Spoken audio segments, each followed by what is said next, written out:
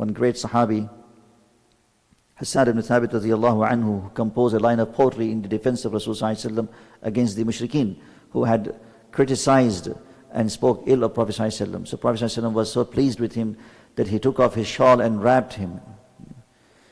And so this was it was a symbol of honor and muhabba. So these things, they continued. Whoever would come next would be transferred to him. The sword, the flag, and other things.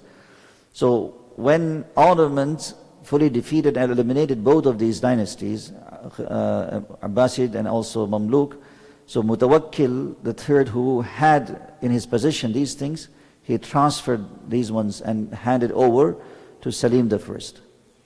So it was this way that the sacred relics from Rasul, from the Rasulullah ﷺ that he had eventually, essentially, that belonged to him, ended up in Istanbul. And today, if you visit Topkapi Museum, the infamous museum, it's a very big, huge. It takes the whole day for you to visit. So there is a section of the sacred relics. In that you can see not only the relics of Rasulullah ﷺ. One of the things that is very remarkable about that museum, when I went, it was in the afternoon, and so after seeing other areas, the time to close the museum was very near. So I went in the sacred relic section finally. So you could see many things, not from just dating back to Rasulullah ﷺ, even the previous Anbiya alayhi salatu wassalam. There is the staff. Allah knows best the authenticity of it. These days we are reciting the verses that talk about Musa alayhi salatu wassalam and his miracle. He had a staff in his hand that turned into a snake. So there is that staff, they say that is the staff of Musa alayhi salatu wassalam. So looking at it, imagining turning that staff into a snake, something was very, very remarkable to me, as a miracle of Allah subhanahu wa ta'ala. And they also have the relics belonging to Fatima radiallahu anha, and some of the dress code of Rasulullah sallallahu alaihi wasallam, many things, and of course the hair of Prophet alayhi salatu wasallam. So the richest museum in this regard is the one that is in Turkey today, that hosts many, many relics. So the remarkable thing that this was done by one of the Khulafa, I forgot the name, but it was him who institutionalized this tradition, that when he brought all of these relics, this was part of it, but not all of it, but over time other Khulafa were able to collect from different parts of the world, and they all brought it to, even when I went to St. Petersburg, I was shocked to see that St. Petersburg is predominantly Catholic, not Catholic, Orthodox Christians. But they have this museum, religious museum, and in that museum there are things that go back to the time of Rasulullah sallallahu alaihi wasallam. This was interesting to me that these nations, they have progressed because of honoring the intellectual legacy and history and whatnot. So they have no interest in religion. Even as a matter of fact, they are hostile to Muslims at some point. But when you go in the museum, you see many things that are, to your shock, as Allama Iqbal said, देखी जो किताबें अपने आबा की Europe में, he said, we lost the legacy of intellectual tradition, but the books ended up being in Europe, where they prized it and benefited from. He says, in one of the lines of his poetry, when I saw those books written by our ancestors in the Arab land, in the heartland of Islam, but today the West is the one that has preserved them, and West is the one that these books are the books of honor for them. Even these libraries, this is why I said, these nations have really progressed very. In Chicago, there is a university, the Chicago University. It's a very well-known university, one of the largest ones, of course. So when I visited Chicago, I like to go to libraries, so I visited library. So I went to the Islamic section. It's a massive, huge. And as I was going through the shelves, I came across a book written by my friend who, of course, it was a very simple writing during his last year of master's education. So he did his maqala on one topic. And of course, he was, may Allah bless him for his work. He is not like a prominent scholar or anything like that. But I was surprised to see his book that he wrote during that year. It was actually in the shelf of Chicago Library. How did it end up? So they have a very strong network all over the world. Any book that is published, they pay and they want that copy to be in their library. So anyway, so the Ottomans, they prized these relics because they really wanted to make the religion a focal point. And therefore they prized the relics as well. And so one of the amirs and Khalifa, what he did, since he was able to dedicate this section to the sacred relics, he introduced this practice to this date, over many centuries. To this date, that is in practice. What is that? There is the tilawat al-Quran that goes on 24/7. Doesn't stop. Not recording. Live recitation. So they have set Qurra, whether the museum is closed or open. 24/7 tilawat takes place. And this has been on for many, many, many, many years. So when you walk in that section, the sacred relic section, you could hear the beautiful recitation vibrating and echoing the subhanallah, the museum. So I asked, the Qari was reciting. Of course, you can't interfere. He was reciting. So I asked one of the guards who was there. The museum was about to close. So what will happen to the tilawah? They said. He told me, of course, if the museum closes, of course, the duty will shift. Somebody else will come, just in the matter of, even the way they have the switch system. So it is that he will have the mushaf ready. They have beautiful glassed type of podium covered, and then there's a, mashallah, well cushioned type of seat, very comfortable, and with the mic, and the lighting, of course, is there. So in the matter of 5 seconds or so, they shift this, and so he takes over, and then he starts the tilawah right away within just 5 seconds. So there is barely even a minute gap in between 24 hours. This is how, and so Allah subhanahu wa ta'ala does not honor people that's just like that. This was one of the remarkable things that they introduced. So talking about this tabarukat, it came to my mind. SubhanAllah, it was amazing to notice that. So after after receiving all of these relics from the hands of Mutawakkil III, he, of course, officially was appointed, Hussein I, as the undisputed Khalifa of the Muslim world. And so with that came in his, and of course under the control of Ottomans, the sacred sites of the Muslim land. In one hand, of course, Mecca and Medina. On the other hand, Bayt al-Maqdis itself. So it was from his time onwards, it remained under the control of Ottomans all the way until the 1924, when it was actually 1918, when the true Khalifa, the last one, who was deposed. And then there was this period of few years that it was the period of mayhem and chaos in the Ottoman Empire, and finally it was abolished and dissolved. So this was with respect to this. And then of course when they assumed this responsibility, they took it to heart, meaning that, because when you become a Khalifa, for example, as a ruler, now it becomes your responsibility to make sure that you become a protector of Islam and Muslims. So that is your responsibility now as a Khalifa. So they made sure, to the best of their ability, wherever, for example, during the period of Salim I, because it was the 16th century, right? And Muslims and Islam, especially Islam, came to an end in Spain, Muslim Spain, towards the end of the 15th century, 1490 to be more precise. And the subsequent period, as the history records, was the period of brutality, massacre, persecution, and forced conversion or expulsion. So the news reached Salim I that, Muslims being, tortured and the rest in Muslim Spain.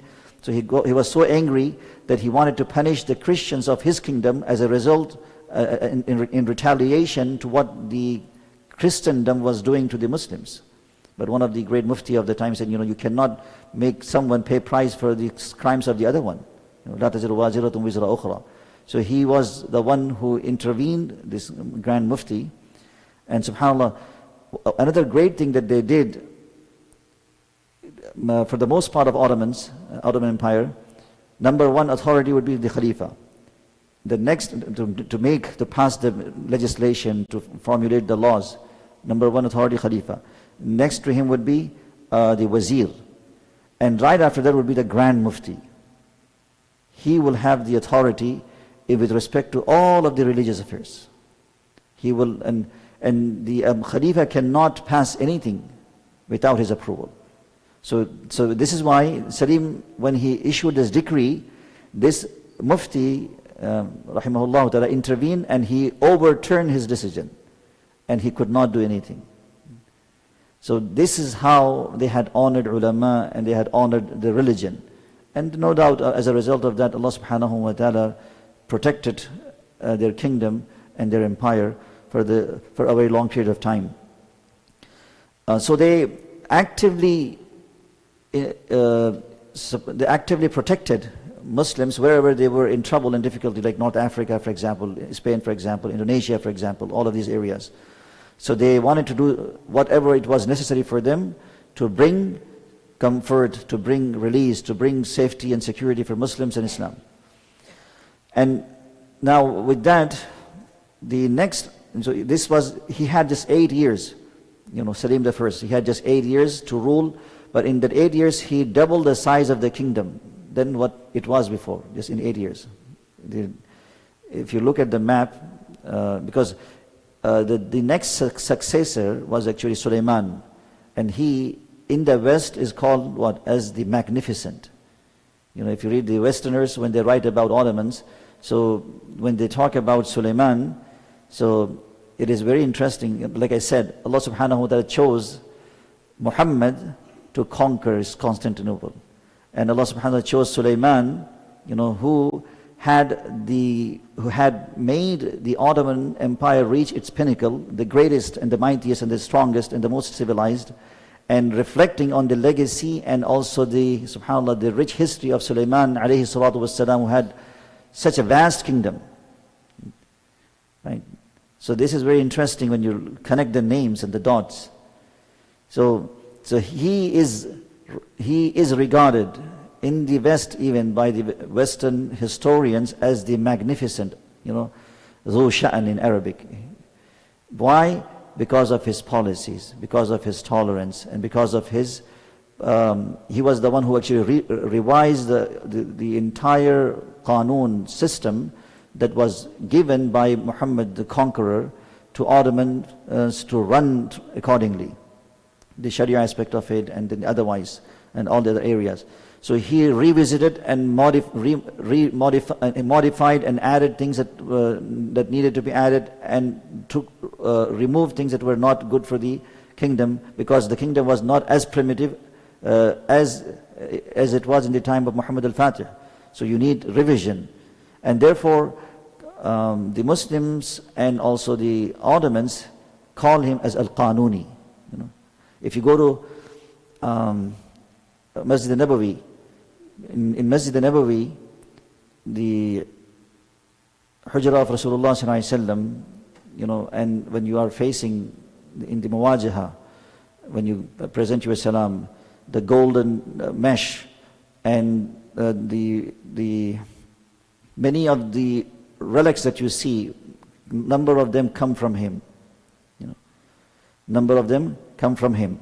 So he honored the Hujra of Rasulullah sallallahu alaihi wasallam to beautify it further, donating the true pure gold. So that's the contribution that even reflects his legacy there. So Sulaiman, when he took over, it was in his era that the kingdom had reached, the empire had reached its pinnacle, and they say that he had become the Khalifa of this vast empire that covered the landmass of like 5.3 million square kilometers. So it is like double the size of the Roman Empire. Double the size of the Roman Empire. So this was the big area that he covered.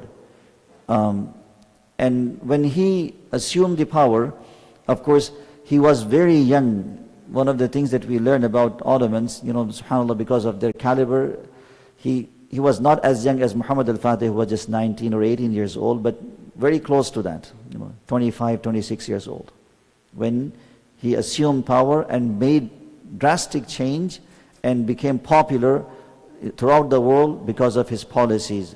One of the things that he had done that really attracted many Christians and many Europeans to come and live in Ottoman Empire was that he lowered the taxes to very bare minimum for peasants, like poor farmers. And it was the time, of course, farmers had to pay hefty taxes. So, and all over Europe even, Christians had to pay hefty taxes to their own governments. So when he, considering their conditions, when he lowered the taxes to very baseline, very basic line, so that really attracted many Christian peasants to migrate from all over Europe to come to Constantinople, Istanbul, or in the surrounding Ottoman area and settle there. And so they came there and they settled and they lived and they made their living there. So this increased the population and also his popularity as a result of that. Right? Both population and popularity because of his policy, like I said. And subhanAllah, this did not please to the Christians and the Europeans. So obviously they tried to do whatever what they could to tarnish his image. But Allah subhanahu wa ta'ala, whoever Allah honors, no one can disgrace. وَتُعِزُّ مَن تَشَاءُ وَتُذِلُّ مَن تَشَاءُ بِيَدِكَ الْخَيْرُ إِنَّكَ عَلَى كُلِّ شَيْءٍ قَدِيرٌ. Ya Latif. So when he became as such, so the number of conquests that he made was, of course, this age is the age that is seen as the golden age of the Ottoman Empire. Golden age of the Ottoman Empire. And he had, one of the things that he would do, as like previous ones, but he was very much adamant that he himself will go in war with the soldiers. He would really face the enemies on his own, as the other ones would be in the battle. And so he traveled even all the way to Germany, Austria. We talked about, I think before, Hungary. So during his time that they had gone as far as to Hungary and Austria and Germany, trying to take over.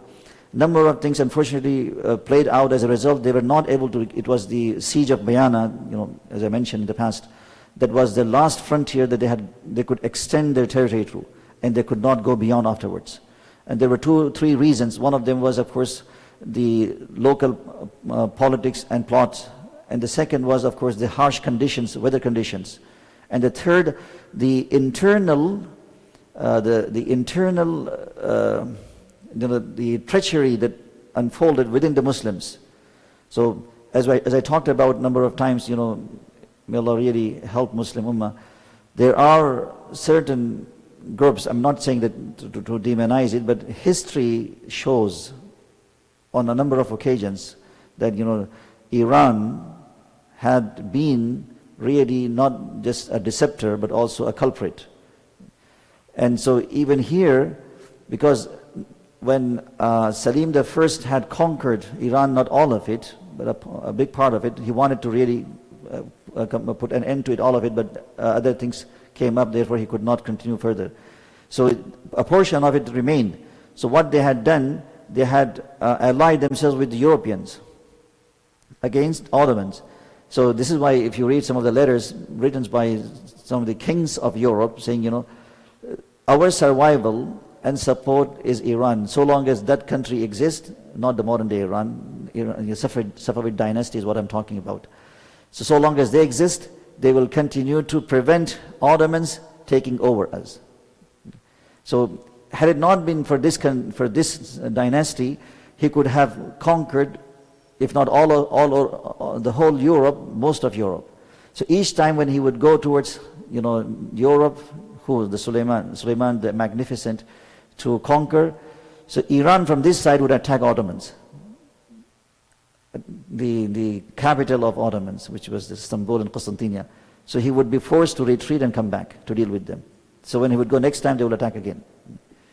So these things unfortunately went on, and therefore he was not able to continue further with his expansion. But they had gone all the way up until, like I said, central part of Hungary and Vienna, and the defeat of Vienna became very visible. But still he was able to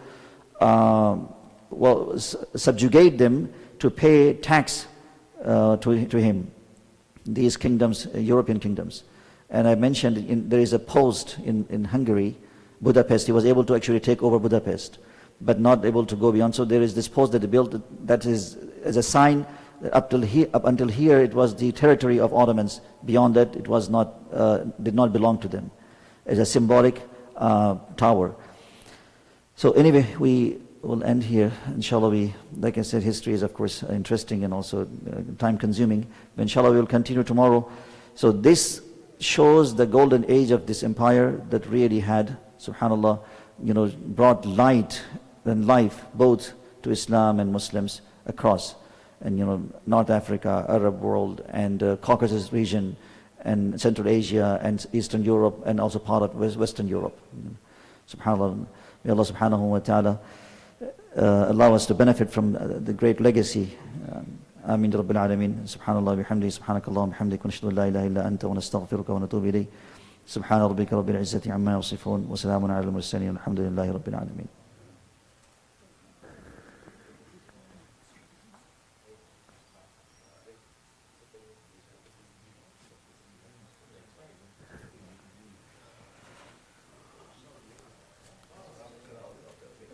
Islam.